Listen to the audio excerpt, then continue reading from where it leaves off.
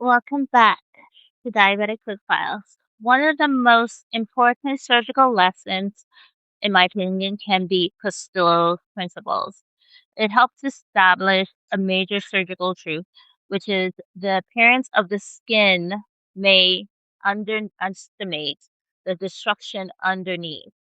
And the wound may look small externally, but underneath, possibly, the fascia could be destroyed, muscle could be necrotic, gas could spread, deep abscesses can form.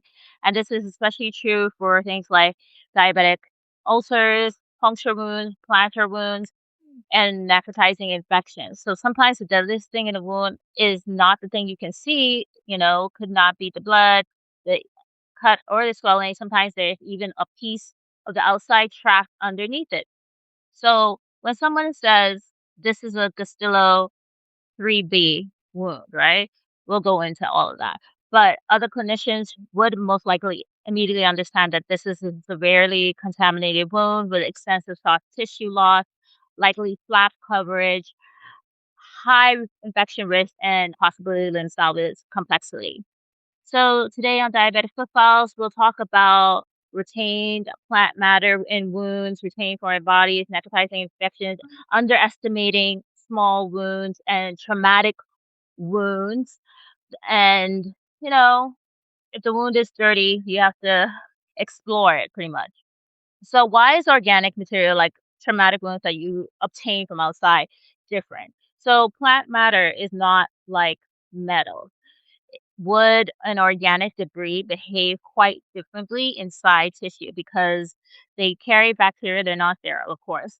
They carry bacteria, they trap moisture, they can shield microbes from antibiotics, they trigger inflammation, they break down apart into fragments, and often they don't show on x-ray. So this is quite critical to know because if somebody says the imaging is negative and nothing's there, but possibly there could be wood, thorns, bark, moss, or plant fibers. And those are notoriously difficult to visualize on plain radiographs, aka X-ray. So if the patient has a heavily contaminated wound with a quotation negative X-ray, possibly a wound can be prematurely closed, and that can create pretty much a disaster and perfect anaerobic incubator. So, what is one of the golden rules when it comes to contaminated wounds? Okay, the dilution is not debridement. So you can't just simply wash over a contaminated wound. You can't just wash over the virilized tissue and assume the wound is clean, especially if there is wood injuries, farm injuries, logging injuries, gardening injuries, thorn punctures, diabetic foot punctures, and outdoor trauma. These type of wounds require exploration and sometimes extensive exploration. So, what happens when plant matter enters your body? So, plant material is biologically active contamination. So, examples like wood splinter, bark, moss, pine needles, grass, thorns, soil. Okay. And these materials introduce bacteria, fungal spores, endotoxins, environmental organisms, and organic fibers. So, unlike metal or sterile glass, plant matter is quite porous. And because plant matter is quite porous, it absorbs blood, interstitial fluid, bacteria, and this can make it into an ideal microbial reservoir. And the body immediately recognizes this material as foreign. So within a few minutes, platelets activate, inflammatory cytokines release, neutrophils migrate, vasodilation occurs, and edema begins, and the wound starts swelling. So what happened if you possibly, by mistake, put primary closure over this contaminated wound environment? Well, like I said, it would create anaerobic incubator for this wound and could result in neck fascia or sepsis, which will result in sepsis too. So, Castillo classification. Everybody in pod knows this. So, Castillo classification, this system was introduced in the 1970s, so this is quite still a young classification system. So Ramon Gustilo and John Anderson, they studied a large number of open fractures and traumatic wounds and noticed a pattern.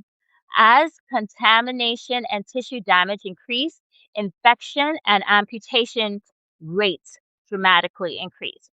So their landmark work linked wound severity, bacterial contamination, treatment strategy, and prognosis all together in one. And they realized an observation: an open wound is biologically different depending on the energy and the contamination involved. Okay. So, like, example, a tiny, clean puncture wound behaves completely differently from a forearm injury, a crush injury, a soil contaminated wound, or a high energy trauma with devitalized soft tissue, even if the bone looks similar. Even the bone injury looks similar. So, what are we really missing? So, the classification isn't just about size. It really is about a measurement of bacterial burden, energy transfer, tissue death, blood supply compromise, immune system overwhelm, and future infection risk. And the worse those factors become, the harder the healing, the higher infection risk becomes, and the more surgery that is needed. So, why soft tissue has become so important? So, earlier medicine focused heavily on the bone and fracture pattern, but Gustilo and others recognized that bone heals only if the surrounding biology survives. So, things like muscle, fascia, and let's just omit the saying, like, because osteomyelitis, that bone does not survive, it gets eaten away. But let's talk about, like, when they say the biology only survives, muscle, fascia, skin, blood vessels, and oxygen delivery becomes a central concept. So dead muscle, crushed muscle becomes understood as a bacterial growth medium, ischemic tissue, toxin producing environments, especially for anaerobic infections, clostridial infections, and necrotizing infections. So let's apply the Gustilo principles to dirty and contaminated wounds. This is definitely going to be on people's boards, so to know by heart. So Gustilo type 1, the characteristics are a clean wound, small opening has to be less than 1 centimeter, minimal contamination, and minimal soft tissue damage. For example, a small puncture wound, a clean laceration, or early superficial ulcer after trauma. Treatment protocol for that would be irrigation, debridement if needed, tetanus update, and gram-positive coverage. Typical antibiotics are ceftriaxone or clindamycin if the patient has a penicillin allergy. And again, this is not medical advice. This is just educational purposes, but no medical advice. Go to your doctor. And so now, Gustilo type 2 characteristics is a moderate soft tissue injury. The wound has to be greater than 1 centimeter, moderate contamination, no major flap loss. So, the example of that would be a deeper puncture wound, a nail through shoe injury, a contaminated diabetic laceration, a foreign body wound with debris. And treatment protocol for that would be aggressive irrigation, sharp debridement, imaging for retained material. And if you're not sure, get a CT, okay? CT, ultrasound, MRI. When in doubt, MRI it out. That's what I say. But, CT might be faster. And antibiotics protocol for this would be ceftriaxone, add clindamycin if there is an anaerobic concern, and consider Pseudomonas. Definitely always when it comes to puncture wounds, right? Pseudomonas coverage in shoe puncture. So that would be like Cipro. So Gustilo type 3. So Gustilo type 3 has three components, A, B, and C. So Gustilo type 3A, those characteristics of that wound is severe contamination, high energy injury, extensive tissue damage, bone and tendon may be exposed, and soft tissue adequate for coverage. Okay.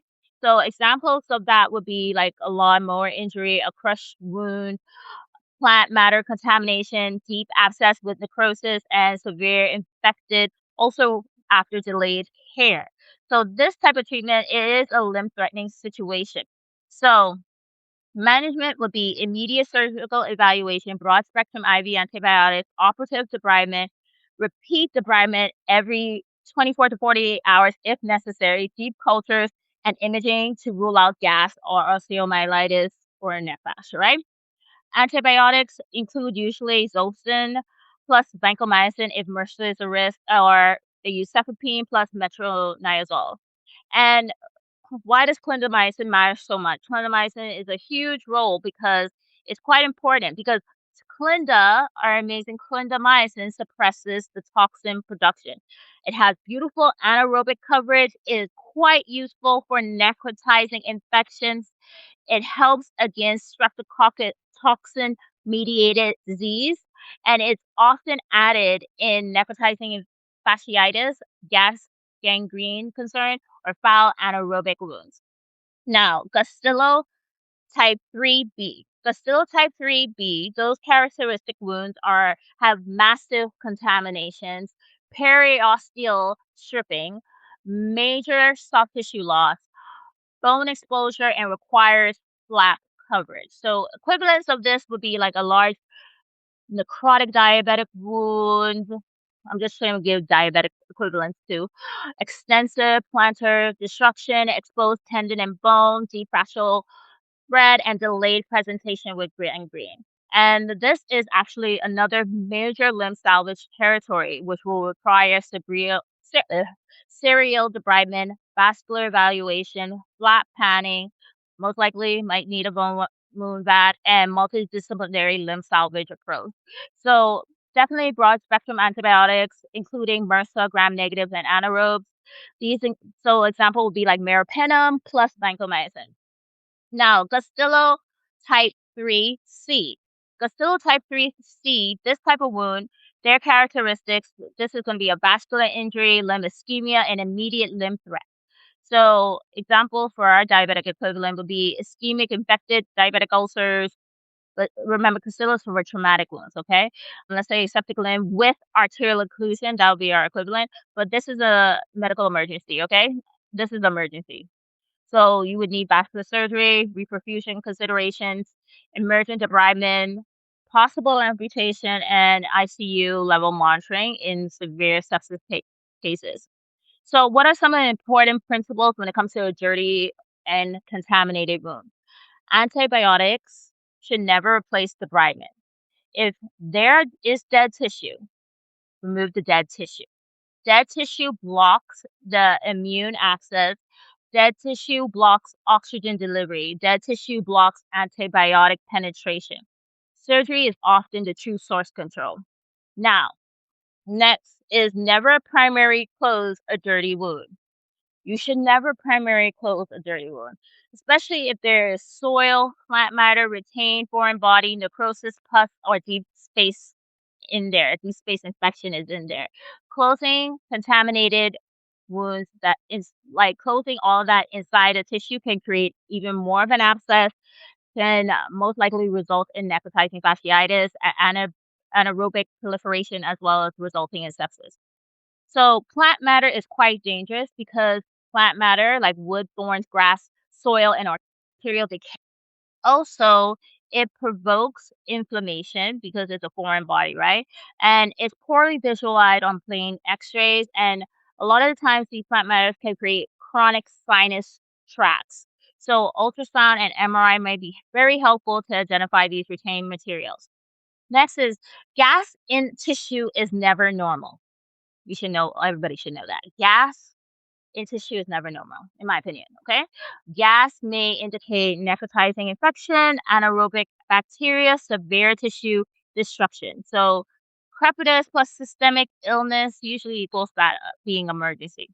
So let's do some practical dirty wound contamination examples. So let's say a mild contaminated wound. Debridement, irrigation, they might put the patient on augmentin, things like that. So, also, why was it a big problem if you primary close a contaminated wound? You're creating a low oxygen environment, okay? Because when tissue swells after trauma, your capillaries compress, the perfusion drops, the oxygen delivery drops, and once the wound is closed, drainage is reduced, pressure increases, and edema accumulates. Now, tension falls even further.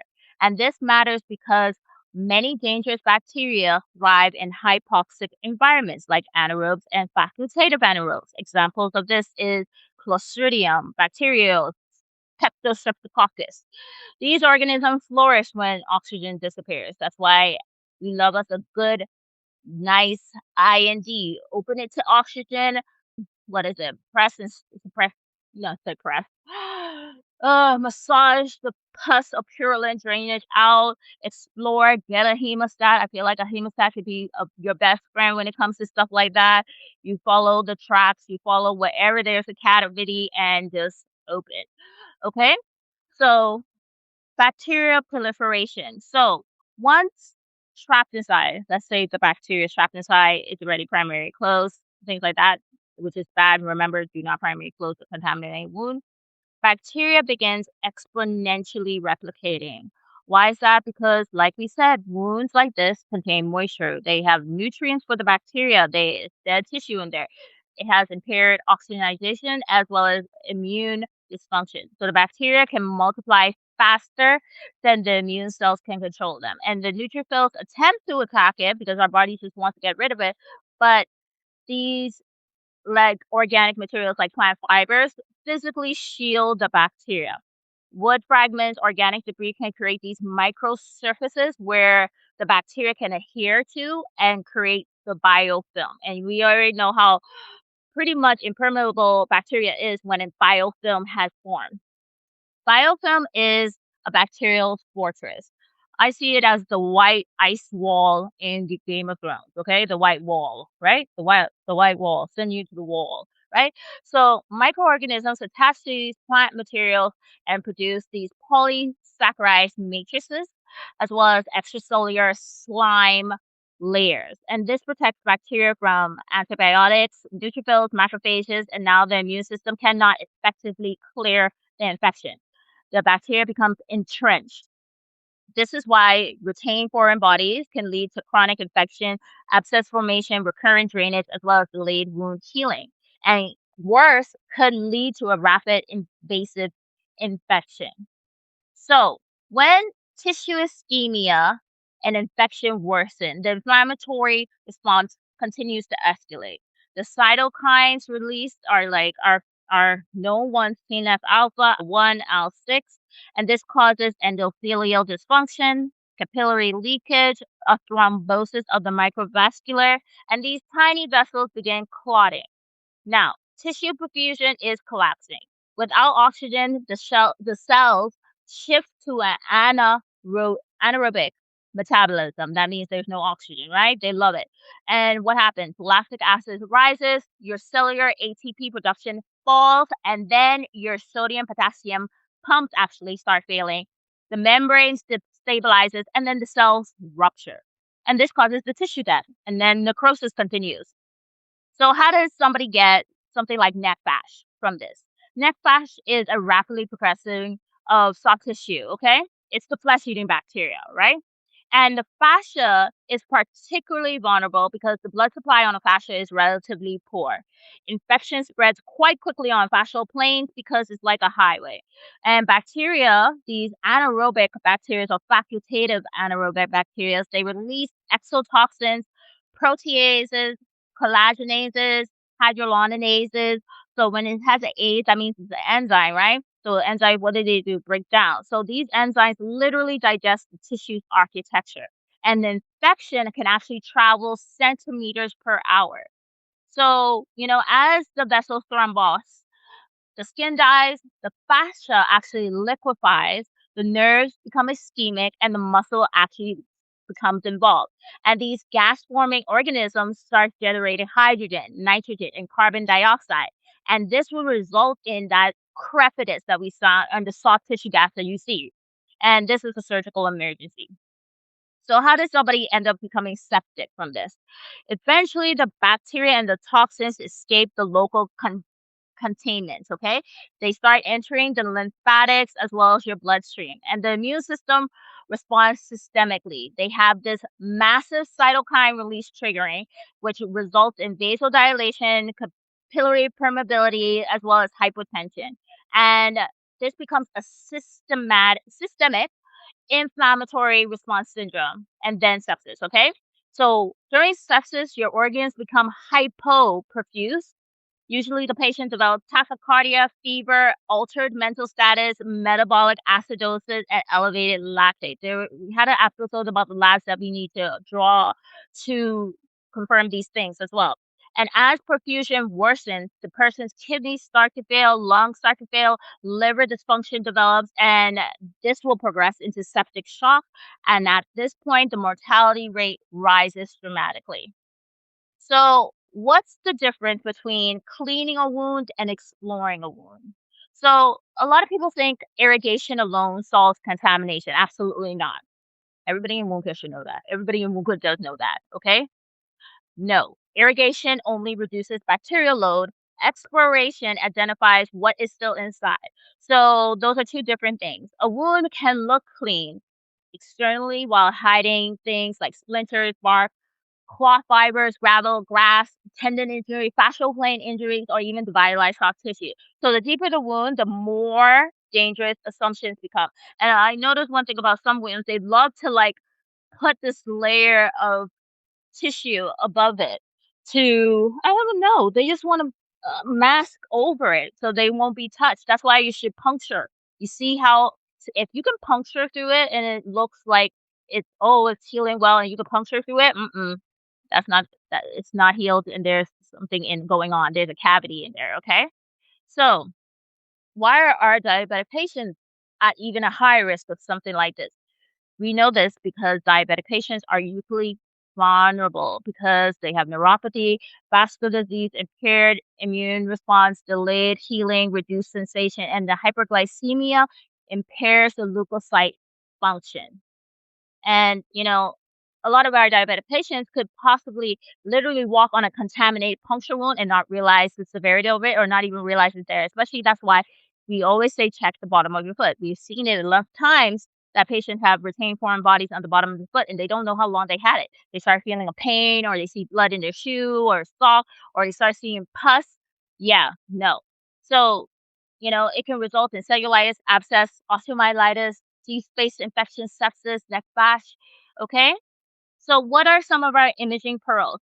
X-ray. X-ray is good for metal. I myself, I find it hard to see glass in an X-ray. And of course, you can see bone injury. X-rays are very poor for wood, thorn, and plant fragments. Ultrasound. Ultrasound can be quite useful for superficial wood fragments and abscess pockets. CT. CT can help evaluate gas, deep infection, necrosis. MRI, when out doubt, MRI it out, right? Excellent for deep infection, excellent for osteomyelitis, excellent for soft tissue involvement, but never depend on imaging alone. Should never replace your clinical suspicion. So, what's going on a little bit, unfortunately, in medicine, a lot of clinicians feel pressure to move quickly, discharge quickly, close quickly, and avoid overreacting. But in wound care, one thing about wounds, they like a lot of attention. I wouldn't say wounds are, well, then maybe they are needy. I wouldn't say wounds are needy, but they require a lot of attentions, and they're not the ones I could definitely say it's not a medical diagnosis if you have a wound that takes shortcuts. Wounds do not like shortcuts at all, especially if they're a contaminated trauma wound, okay? Especially if it's any type like even a diabetic, they don't like shortcuts, okay? Because your body is always telling you the truth eventually. Either it's swelling, pain, drainage, odor, necrosis, gas. The wound always reveals what was missed earlier. So, in final principle, the dirtier the wound, the less likely you should primary close it, okay? Less likely primary close it is appropriate. The dirtier the wound, most likely you shouldn't primary close it. The more important debridement is, the broader the initial antibiotic coverage must be, okay? Even get ID if you're concerned and you're not sure what to do, and the higher the vigilance that you should have for necrosis, gas, and sepsis. Here's the thing, like I just feel like it's so not I wouldn't say it's easy, but if in doubt, just rule it out. Just rule out neck flash. Just say, I want to make sure this patient doesn't have neck flash.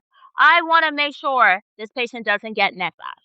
When you see a wound, make sure that you rule out neck flash.